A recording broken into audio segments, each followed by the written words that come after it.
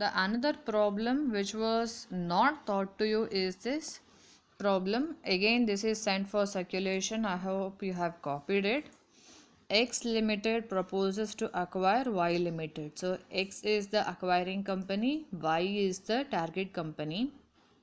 Details: number of shares, this is before the acquisition, 4 lakhs and 1 lakh. EPS 6 and 4.50, MPS 30 and 20. Work out share exchange if 4 shares of X Limited are offered to every 5 shares of Y Limited, and share exchange on EPS, share exchange on MPS. Then finally you need to show the table showing accretion or dilution in EPS. Girls, please remember here in the first case 4 shares of X Limited, the X is nothing but your acquiring company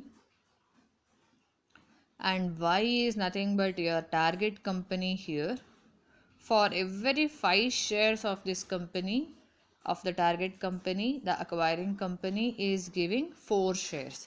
So based on this you need to calculate number of shares to be issued. Again, as it is mentioned, 4 shares of X, 5 shares of Y is the ratio to be exchanged. This is the stated basis.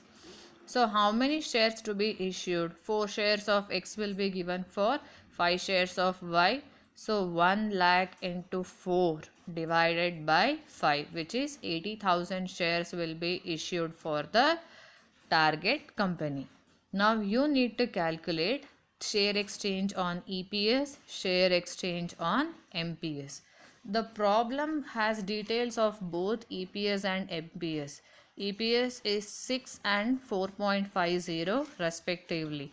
So therefore, number of shares to be offered will be EPS of the target company divided by EPS of the acquiring company into number of shares in target firm. I hope you remember this formula which we have done in both P and Q sections in the initial problems.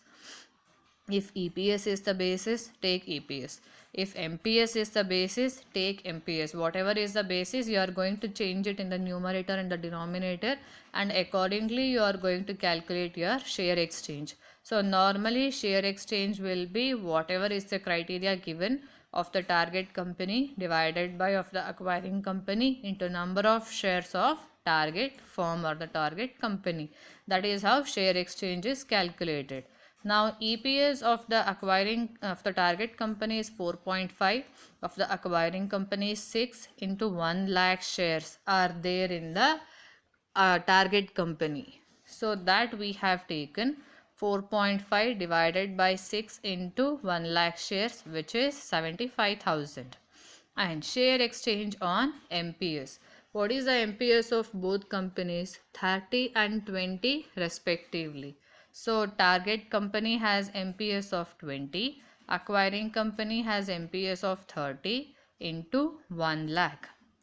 So number of shares to be offered to the to the target company by the acquiring company is 6,66,007 shares. Girls, it is recurring, so convert it to the next decimal. Number of shares cannot to be issued cannot be in decimals. You cannot have it 66,667.666. That cannot happen. So convert it to the next number. So post merger EPS is what you need to calculate. Why post merger EPS is required?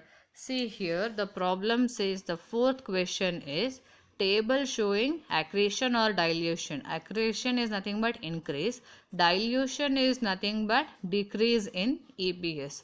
So that you need to calculate. How to do that? So we need to have pre-merger EPS and post-merger EPS to do this comparison table. So pre-merger EPS of both the companies is given in the problem, but that is the post-merger EPS is what we need to calculate. Now post-merger EPS will be whenever a company is acquiring the another company or one company is getting with the merged, we add the earnings of both companies. So EAT of acquiring company plus EAT of the target company divided by number of shares in combined firm or in the new firm. So if EPS is taken as the basis, see they have given you EPS, MPS. Stated basis normally we don't take for table showing accretion or dilution, we take EPS and MPS. But in the exam if you do, nothing is wrong in that. So look at what is given in the problem and then solve accordingly. So here if share is exchanged on EPS basis, then here see girls, EPS is 6 into 4 lakh shares plus 4.50 into 1 lakh shares. That will give you the earnings after tax.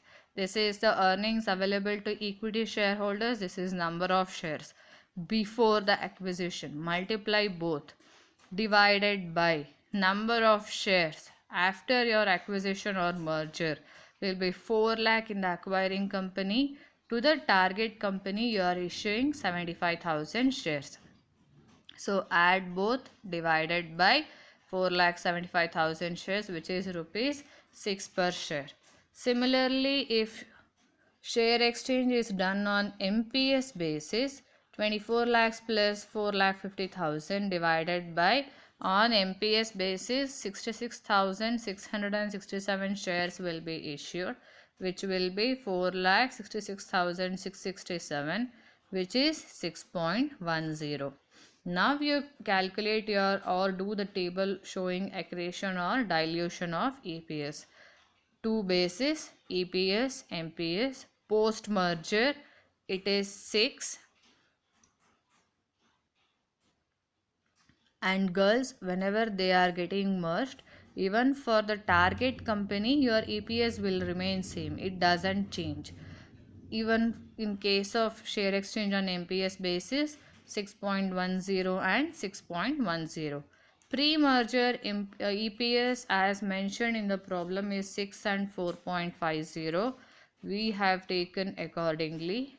In the case of X, in the first case there is no change, and in the second case there is accretion of 1.50. If share exchange is done on MPS basis, there is positive 0.10 accretion in EPS and here it is 1.60, and therefore we have positive impact on EPS when this acquisition happens on the EPS of the company. I hope you have understood the problem completely. Thank you girls.